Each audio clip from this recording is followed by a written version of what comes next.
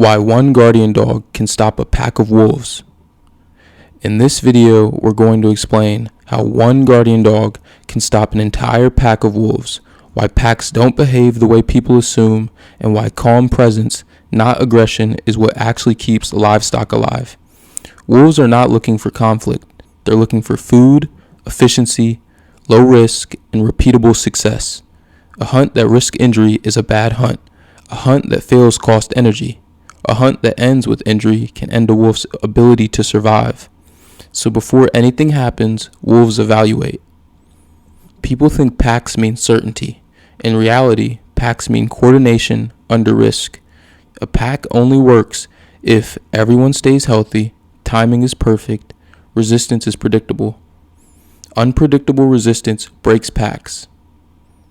That's where guardian dogs matter.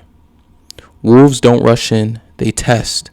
Testing looks like watching from distance, moving laterally, waiting for reaction, and probing boundaries. This phase can last minutes, hours, or days, and most attacks never move past this phase. A single guardian dog creates resistance certainty. Not strength, not speed, certainty. The wolf pack now knows this space is defended, the defense is consistent, the response is calm, escalation is possible. That alone changes the math. Wolves don't care how loud something is, they care how certain it is. A dog that reacts to every movement gives information. A dog that waits, watches, and holds ground gives none. Silence and stillness force wolves to guess. Wolves don't like guessing. Guardian dogs position themselves between the predator and the livestock.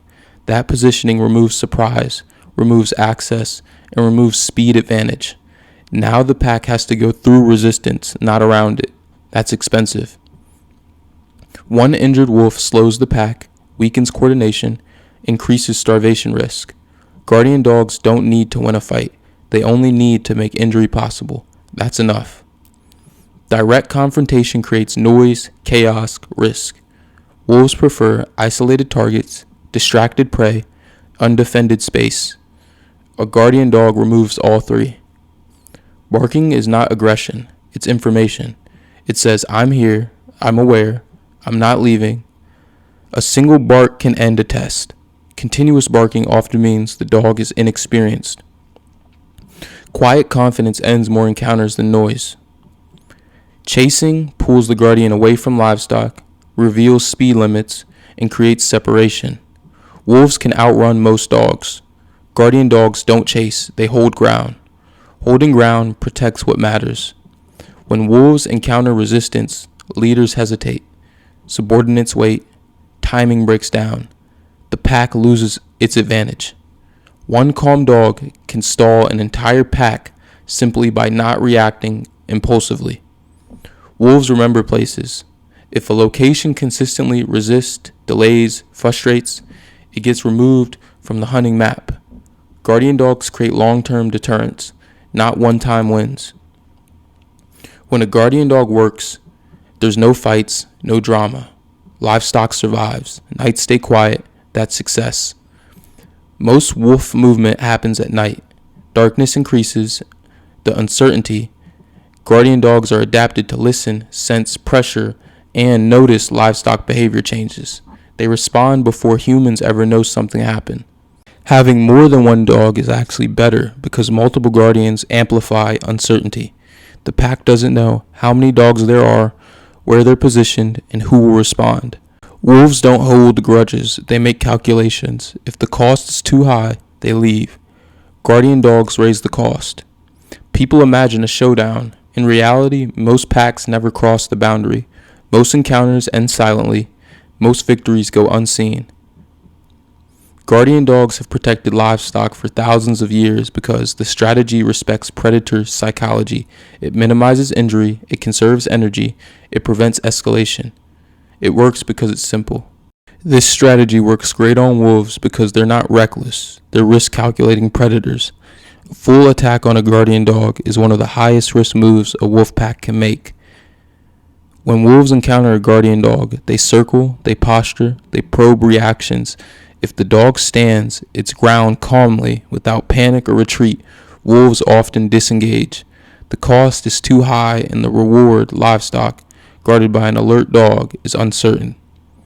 This is why most wolf encounters end without physical contact, even when numbers favor the pack.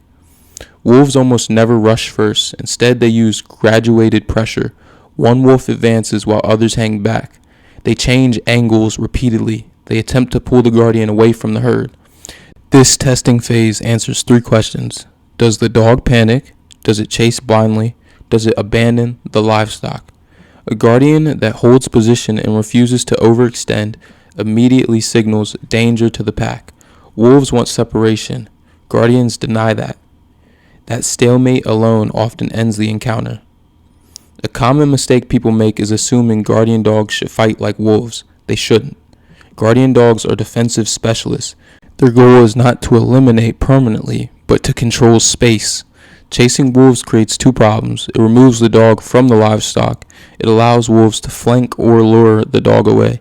Experienced guardians move slowly, deliberately, and with confidence. They bark, posture, and reposition, but they do not pursue recklessly. This frustrates wolves. Without a chase response, the wolves lose leverage. True wolf attacks on dogs are rare, but they do happen. Almost all documented cases share common factors: young or inexperienced guardian dogs, dogs isolated far from livestock, multiple guardians failing to coordinate, wolves defending dens or pups nearby. Even then, attacks are usually hit and withdraw, not prolonged fights. Wolves aim to disable quickly, then retreat, not to stand and trade injuries. A mature, confident guardian dramatically reduces the odds of escalation. This is the key insight most people miss. Wolves are not afraid of strength alone. They fear unpredictable resistance. A lone guardian that doesn't flee, doesn't chase, doesn't break posture, creates uncertainty. Wolves rely on coordination. Guardians rely on presence. That mismatch favors the dog. The wolves don't need to lose the fight to lose the encounter. They just need to decide it's not worth finishing. And most of the time, they do. If this video helped you at all, or if you learned something new, make sure to like, comment, and subscribe.